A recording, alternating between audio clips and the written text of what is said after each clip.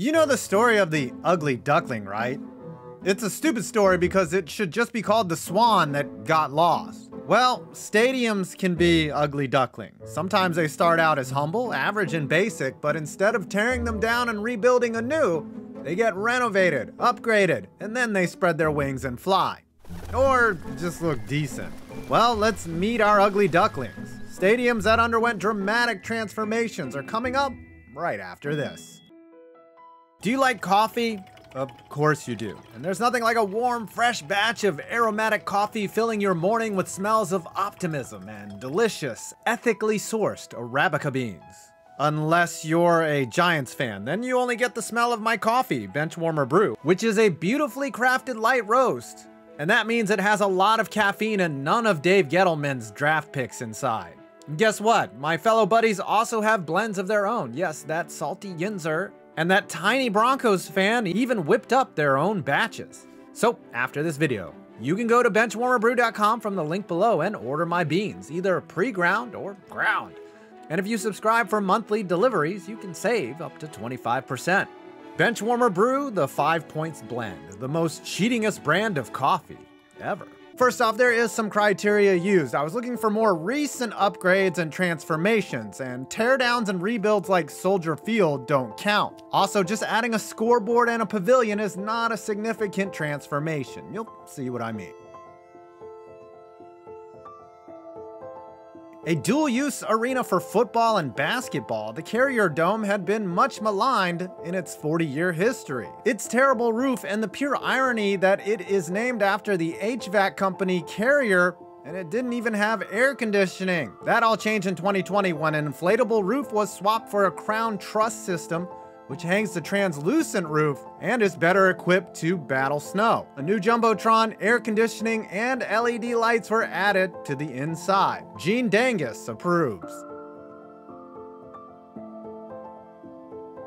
Once just a flat, unimpressive football pitch in Newcastle, St. James Park underwent a dramatic transformation in 1998 that brought its capacity up to 52,305. The field was originally just grazing land in the late 19th century, but has evolved into the building you see now with a large transparent roof structure and upgrades to both the inside of the stadium and the surrounding areas. Not bad for former sheep food.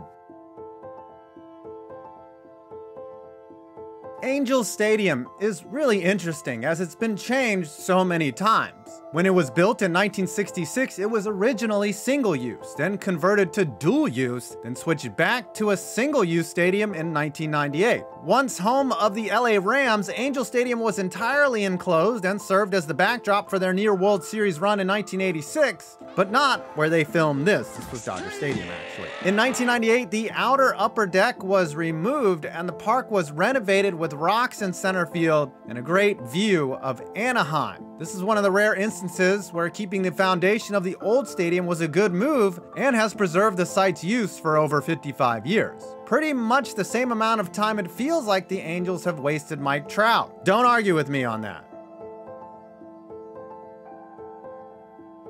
Gaylord Family Field is a fantastic example of a stadium changing gradually over time and ultimately improving vastly over its original form. Once an odd and frustratingly asymmetric configuration, Gaylord has been significantly upgraded over the past 40 years, and ultimately the south entrance was built completely enclosing the stadium. A huge Jumbotron was added in 2007, and my buddy Paper Stadiums created a model of the stadium, which is obviously made out of paper. So why don't you check out his YouTube channel and his Twitter account from the link below.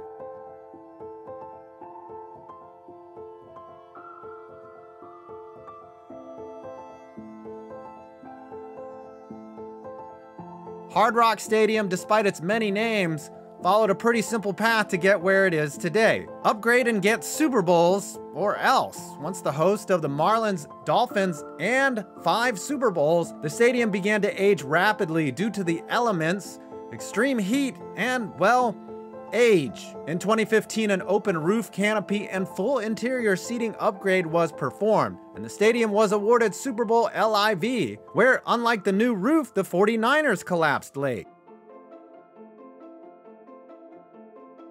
Another stadium that has followed the Lego model of gradual upgrades, the house that Philip Rivers built recently completed an upgrade and expansion just this year. Once a very humble replacement over the old wooden Riddick Stadium, Carter Finley was renovated in 2006, enclosing the south end zone and adding luxury boxes and suites. The stadium was slated to host an outdoor NHL game in 2020, but that has likely gotten pushed to 2023. BMO Field is an interesting transformation as it was built in 2007 but has already undergone 2 major renovations based on shifting team needs in the area. Originally designed to be soccer only to host the Toronto FC of the MLS, upgrades occurred rapidly when the Toronto Argonauts of the CFL expressed interest in moving out of the Rogers Centre. However, the playing surface was not long enough to host CFL games. After a further renovation in 2014 where a second deck and roof system was added, the Argos agreed to move in and have been here since 2016. The field has hosted the Grey Cup, rugby, and the NHL.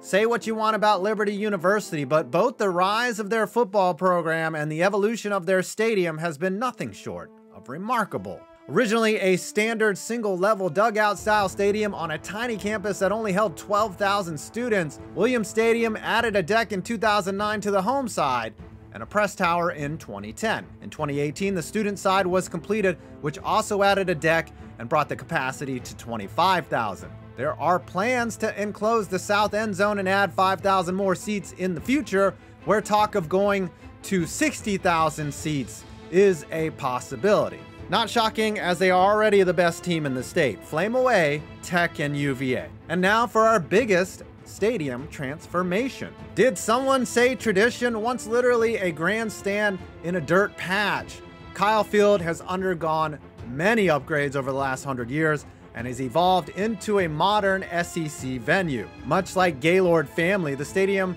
has undergone a series of sequential improvements, the most dramatic in 2014, when an entire side of the stadium was torn down and rebuilt to correct structural issues and also increase seating capacity. Now completely enclosed, Texas A&M can continue their tradition of somehow upsetting Alabama in their building. How does that happen?